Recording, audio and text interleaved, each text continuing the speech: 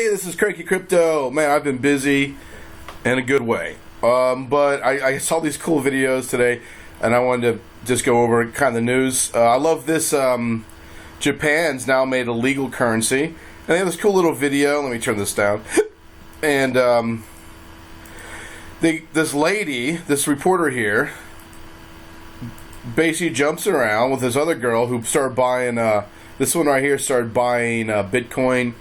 I think it was 2011 or something. I can't remember. She started buying around $10 a share. So she's been in Bitcoin for a while, and she's a blogger or something. So she sells the reporter Bitcoin, and then they go around all over Japan or wherever the hell they're at, Tokyo, I don't know, and they buy everything with Bitcoin. It's pretty cool just to see, because you can tell the reporter, only to show the ATM, they show the reporter obviously has never used Bitcoin. But and then they show this for ICOs, and everyone's getting into it. And it's funny, not everyone, but most of this country is still a little bit resistant. Japan's 50% of Bitcoin transactions and trades. So, I don't know, dude.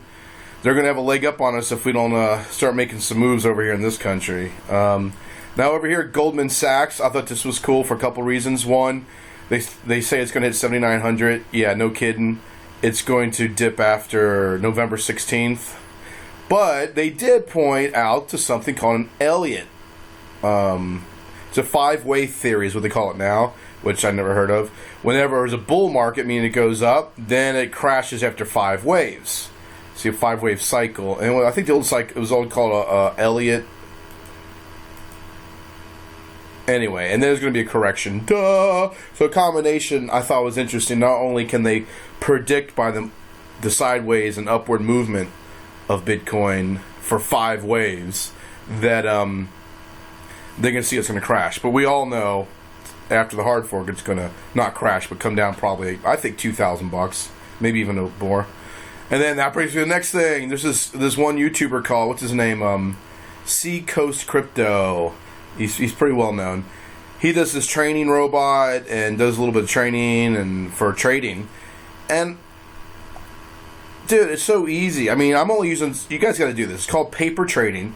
Go to this cool little website. Check out Seacoast Crypto. He knows what he's talking about. I'm just following his direction. You go in, you do something called paper trading, and then you buy and sell, with fake money. And of course, if you follow his directions and you understand how trading works, you put a buy limit here. When it gets that low, then you also put in the same buy limit. You say, okay, when this particular order, then Bitcoin raises to whatever, $200 more, then sell. And you just make about 20 or 50 or 100 little buy orders like this, so you always make money. I mean, the only way you would not make money is if Bitcoin collapsed. Pretty easy. So you see some of these scammers out here paying 3 and 4% per day. It is feasible to make 20 to 50% a day on your Bitcoin using this trading. Now there's a lot to it. I'm not saying I'm an expert, but that's how scammers get people to believe it, because it is possible if you know what you're doing. And this is not new. This is very similar to Forex trading, if you've ever done that. Even stocks you can do. And then I think that was it. Oh no, one more thing I wanted to go over. No, that wasn't it. This guy. Remember when Silk Road went under? These FBI agent and DEA agents, they took like 1,600 Bitcoin from that guy Ron, who was, I think his name was Ron, who had Silk Road. And so they get caught, plead guilty. They even have videos of them taking like a whole bag of hard drives out the front door. And right here it says in a private key they had over 1,600 Bitcoin. And then I guess he's in prison or something. Or no, that's right, he was left on his own recognizance before he got locked up after pleading guilty. And then he tried moving some others elsewhere. And then I guess he got caught. And they threw 2 more years at him. Yeah. And by the way, that would have been, when this first happened, and he got the second, I guess it would have been worth $400,000. And now that $400,000 is worth $11 million in Bitcoin. Dude, it sucks to lose your job. I mean, you guys know, to be an FBI agent, you have to go to law school and then go through a rigorous training background. I mean, it's a big deal.